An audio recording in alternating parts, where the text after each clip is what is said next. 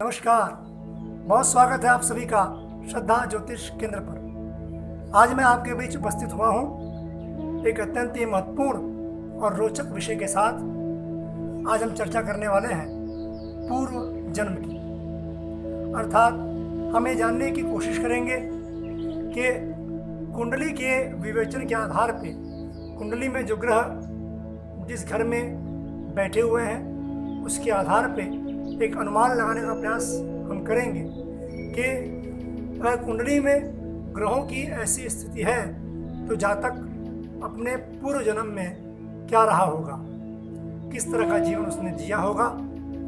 देखिए, कहा जाता है कि पूर्व जन्म के पाप से हरि चर्चा न सुहाए, जैसे ज्वर के वेग से भोजन की रुचि जाए। तो यह बात भी है। तो आइए अपनी चर्चा को प्रारंभ करते हैं।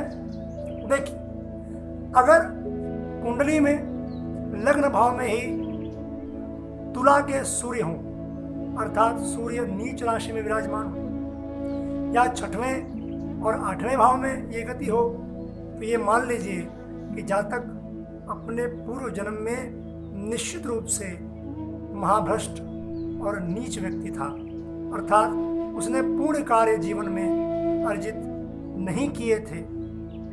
अब ठीक इसी प्रकार से अगर चंद्र की स्थिति हो लग्न में, चंद्रमा या बुध एक साथ विराजमान हो लग्न में हो, तो ऐसा जातक अपने पिछले जन्म में कोई व्यापारी था और बड़ा सद्गुणी और धर्मात्मा था।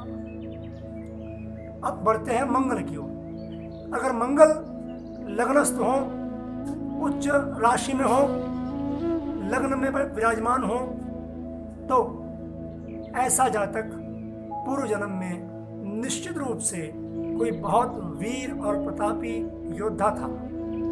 वो निश्चित रूप से पूर्व जन्म में सेना में उच्च पद पे रहा होगा या पुलिस विभाग में उसने उच्च पद पे रहते हुए बहुत ही वीरता का परिचय दिया होगा। लेकिन अगर मंगल छठवें, आठवें या दशम भाव में विराजमान हो जाए तो इसका मतलब कि ऐसा जातक पूर्व जन्म में अत्यंत ही क्रोधी स्वभाव का था, उसके क्रोध की सीमा न थी।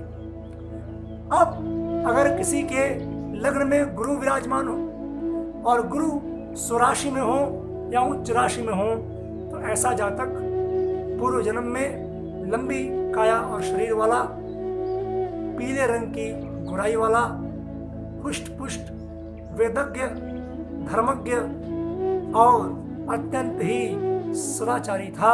उसने पुण्य अर्जन करने में ही और धर्म के प्रचार प्रसार में ही अपना जीवन व्यतीत किया था, ऐसा माना जा सकता है। अब अगर शुक्र लग्न में या सप्तम में उच्च के या स्वराशि के होकर बैठ जाए तो इसका अर्थ यह है कि पूर्व जन्म में ऐसा जातक कोई सेठ था या बहुत अमीर व्यक्ति था। आप कह सकते हैं even he must be a king in his previous life. अपने जीवन में उसने निश्चित रूप से राजसी जीवन जिया होगा, राजा के सदृश भोग भोगे होंगे। जीवन में किसी प्रकार के कोई सुख या भोग विलास की कमी नहीं रही होगी। अब देखिए, ठीक ऐसे ही अगर शनि लग्न में या चतुर्थ भाव में, छठवें में या ग्रहवें भाव में अगर विराजमान है तो इसका तात्पर्य यह है कि ऐसा जातक पूर्व जन्म में महापापी था। उसने पाप की, अत्याचार की पराकाष्ठा कर रखी थी। ठीक इसी प्रकार से किसी की कुंडली में अगर 4 या 4 से अधिक ग्रह उच्च के या स्वराशि के होकर विराजमान हो, ये माना जा सकता है कि पूर्व जन्म में ऐसे जातक को जीवन में किसी प्रकार की कोई कमी नहीं थी। हर प्रकार से सुख, वैभव, संपन्नता उसकी चेरी या दासी थी। अगर लग्न में 4 या 4 से अधिक ग्रह नीच के होके बैठे हों, शत्रु भाव में बैठे हों, तो आप ऐसा मान सकते हैं कि उस व्यक्ति को पूर्व जन्म में नाना प्रकार के कष्टों को सहना पड़ा। जीवन में कोई सुख उसने देखा नहीं और जीवन उसका परिश्रम करते, संघर्ष करते ही बीत गया, सफलता उससे दूर रही।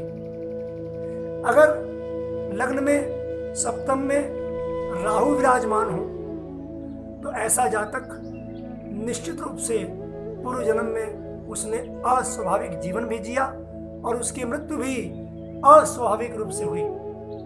It means that he met with the death in an accident. यह आप कह सकते हैं। हो सकता है कि उसने अपने पूर्व जन्म में आत्महत्या की हो, अर्थात राहु की यह स्थिति यह प्रकट करती है कि उसकी मृत्यु सहज नहीं रही होगी।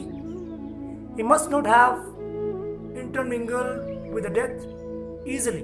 बड़ी पीड़ादायक और कष्टकर मृत्यु से प्राप्त हुई होगी। तो मैंने एक छोटा सा प्रयास किया आपको कुंडली के आधार पे पूर्व जन्म को विवेचित करने का।